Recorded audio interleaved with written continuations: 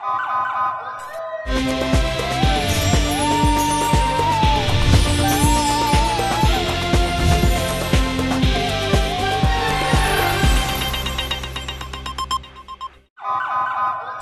पहले नजर डालते हैं अब तक की बुलेटिन। जी बिल्कुल, बिहाड़ी में खानेवा रोड चक 75 वाली चुंगी के करीब तेज रफ्तार ट्रक ने मोटरसाइकिल को टक्कर मार दी। मोटरसाइकिल पर तीन अफराद सवार थे। होलनाक हादसे के नतीजे में 2 अफराद मौके पर जाँ बहक हो गए, जबकि एक खतून शदीद जख्मी होगी।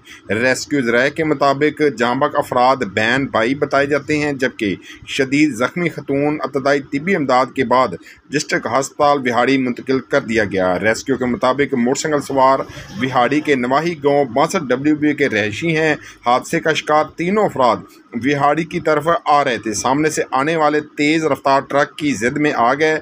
दिल दहला देने वाले हादसे के नतीजे में फ़ख्र ज़मान वल्द ज़मान, रफ़त ज़मान वल्द ज़मान चक नंबर 62 WB मौके पर जाँ बहक हो गए, जबकि एक खतून शदीद ज़ख्मी है, जिसे डिस्ट्रिक्ट अस्पताल बिहाड़ी मुंतकिल कर दिया गया। ट्रक ड्राइवर मौके से फ़रार होने में कामयाब हो गया। बिहाड़ी पुलिस ने मौके पर पहुंचकर कानूनी कार्रवाई का आगाज़ कर दिया।